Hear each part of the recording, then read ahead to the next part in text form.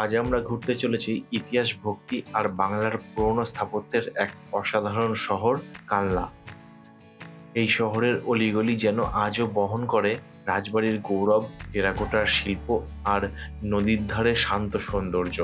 তো চলুন শুরু করি আজকে আমাদের কালনা ভ্রমণ। কালনার অন্যতম প্রাচীন আর জনপ্রিয় শক্তিপীঠ সদৃশ মন্দির হল সিদ্ধেশ্বরী কালী মন্দির। স্থানীয় মানুষের বিশ্বাস অনুযায়ী মা সিদ্ধেশ্বরী অত্যন্ত জাগ্রত দেবী। প্রত্যেকদিন অনেক ভক্ত এখানে পুজো দিতে আসেন। সিদ্ধেশ্বরী কালী মায়ের মন্দিরের উল্টো দিকে ছিল এই মন্দিরটা। এটা অনন্ত বাসুদেব মন্দির। এরপর আমরা গেলাম কালনার বিখ্যাত ১০৮ শিব মন্দির আর রাজবাড়ি।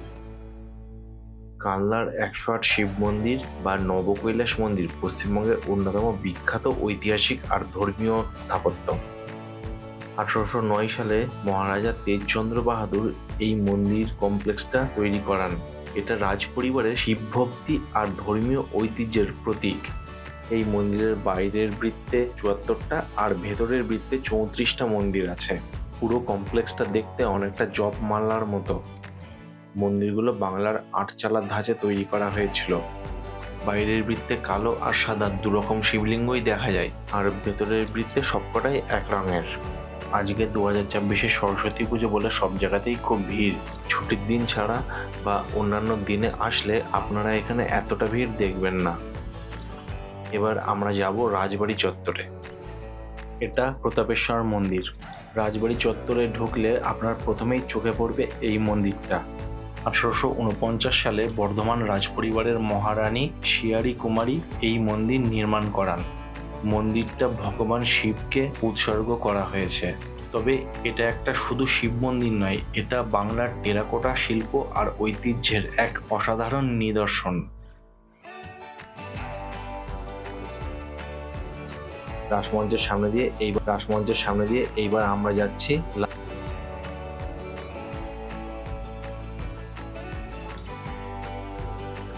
লালজি মন্দিরের দিকে। রাজবাড়ি কমপ্লেক্সের সব থেকে প্রাচীন আর অন্যতম দর্শনীয় এই মন্দির শুধু ধর্মীয় স্থান নয়, এটা বাংলা স্থাপত্য আর টেরাকোটার এক অসাধারণ নিদর্শন। ১৭৩৯ সালে বর্ধমান রাজপরিবারের পৃষ্ঠপোষকতায় নির্মাণ করা হয় এই মন্দিরটা। মন্দিরটা পঞ্চবিংশতি রত্ন শৈলীতে তৈরি করা হয়েছিল, যার মানে এর ২৫টা চূড়া। দূর থেকে দেখলে মনে হয় মন্দিরের বহু চূড়া যেন আকাশ ছুঁচ্ছে। এই মন্দিরটা মূলত ভগবান কৃষ্ণের উদ্দেশ্যে উৎসর্গ করা।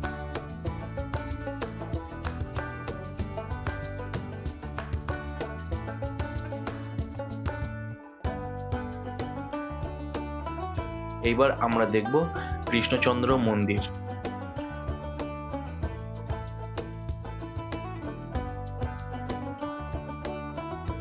রাজবাড়ি কমপ্লেক্সের অন্যতম সেরা স্থাপত্য হচ্ছে এই মন্দিরটা।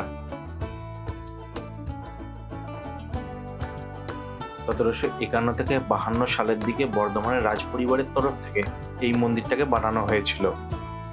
মন্দিরটাকে রাধা আর কৃষ্ণের উদ্দেশ্যে উৎসর্গ করা হয়েছিল।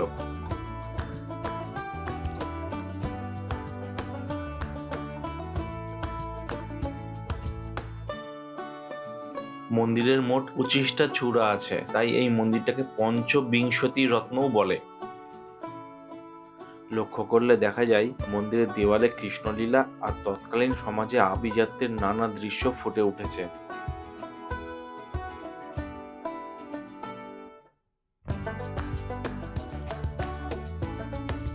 এই মন্দিরের আর একটা বৈশিষ্ট্য হলো সামনে থাকা একচালা ধরনের মণ্ডপ বা জগমোহন, যা এই মন্দিরের সৌন্দর্যকে আরো বাড়িয়ে তুলেছে।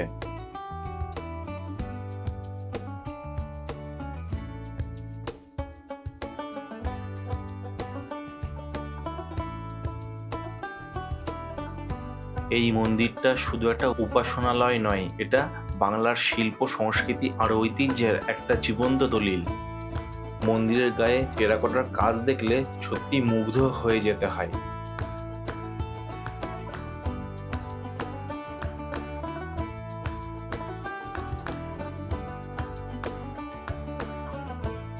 বর্তমানে এইসব মন্দিরগুলো আর্কিওলজিক্যাল সার্ভে অফ ইন্ডিয়ার অন্তর্গত।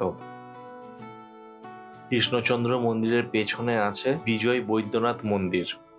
এই মন্দিরটা ভগবান শিবকে উৎসর্গ করা হয়েছিল। 1800 শতকে বর্ধমান রাজবাড়ির তরফ থেকে 8 চালা ধাঁচের এই মন্দিরটা বানানো হয়। এই মন্দিরের গায়েও প্রচুর টেরাকোটার কাজ দেখা যায়।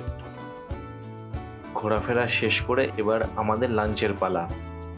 লাঞ্চ করতে প্রথমেই গেলাম কানলার নামকরা রেস্টুরেন্ট রলিকে, কিন্তু সেখানে এত ভিড় ছিল যে বসার কোনো তো জায়গা ছিলই না, আর বিশাল লাইন ছিল। তাই আমরা চলে আসলাম রয়্যাল রেস্টুরেন্টে।